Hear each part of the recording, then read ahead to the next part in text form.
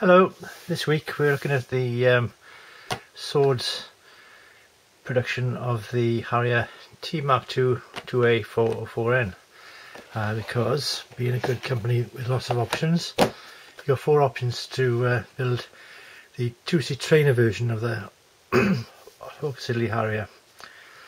Now, I've had a sword kit before, but this is the only one I've got now at the moment. Bought recently, been re-released. Put the box away. Nice box art though, isn't it? Right. Put that aside a minute. As you can see, first thing, pardon me clearing my throat. Lots of little extras with it. I'll show you those when I open the bag now. This standard zip tie bag, or ziplock bag as it used to be called. Also called resealable bag somehow. This isn't a bag review, is it? So I should shut up about the bag. And here we are. Here's the plastic. And get some photo etch, including some coloured photo etch as well, which is quite good. Little harnesses as well, which are also coloured. They got colouring on them. Don't know if they're going to survive heating up to needle them, but well done for putting it in. Lots of different parts there. We've got the 2-part canopy with looks as if you can pose them open as well, because they're split up, not just one sheet. And inside the canopy you've got an internal front shield. You can see that internal front shield there, which replaces that, so that'll go in the back. If we look at that in the instructions now, you also supply you with a masking set. You can't see that, but there are die cut masking set there, so that's really bonus materials. Inside the actual instructions we've got some nice decals and various squadrons. Obviously they've seen the 4 squadrons on the back of the box, but they look nicely in register, I think. Lots of different stencil work as well. Anyone familiar with the Harrier will recognise the various markings, especially the angle of the nozzles there. Never mind 3D thrust vectoring, we had that in the 60s, 2D vectoring. Nice colour decal placement diagram.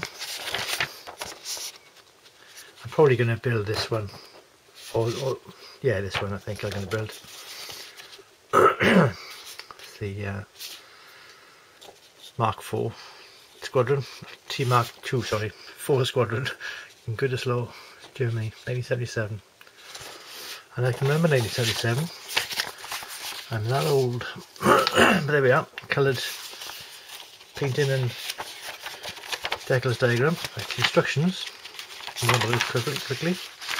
There's also a little instruction of where to put the mask in. You've got various, got the sprue part bit needles there. A little key there for the colours, colour codes. Got different photo etch parts for the control panels. And this that's going to be tiny in real life, but it's a head-up display thing with a bit of film on top of it.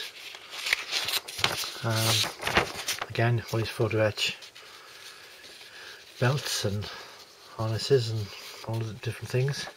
Very detailed seat for 132, and the front fan there. This is I'll show you this later. This is actually resin, which I don't quite understand why that part is resin, but I'll take it. Very nice little cockpit there. Two cockpits, 2-seater trainer aircraft, which you need to have a trainer aircraft for something as sophisticated and unusual to fly as a Harrier, because up to that moment the only people who had vertical takeoff were people in rockets or helicopters. But yeah, nicely detailed and clear instructions as far as I can tell.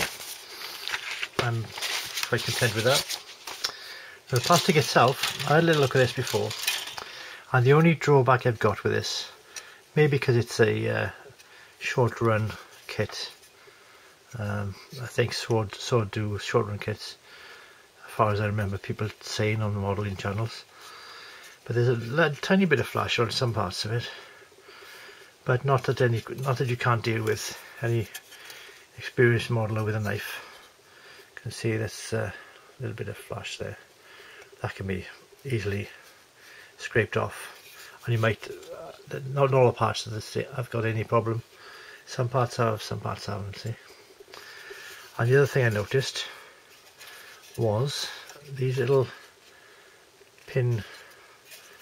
extruded pin mark things. They'll need to be dry fitted, test fitted, and filed back if they need to be removed out of the way. But considering what you've got and how unusual a kit it is to have a two-seat Harrier, I haven't seen any other ones available, you can't complain really. I wouldn't complain, I'm not complaining, I'm just pointing out what you get in the plastic. It's not a complaint, it's an observation. Similarly, there's extrusion marks, pin marks there. That'll probably have to be removed because it's right where the air intake is. But any experienced modeler will know what to do with that. A little bit of cockpit wall detail, some pylons here.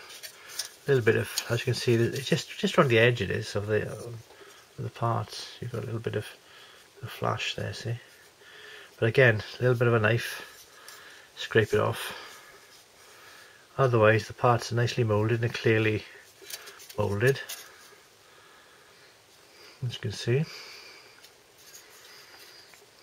There's the guns, fuel tanks, wheels, air brake, front nose, and the nose for the T4, I think it is, yeah.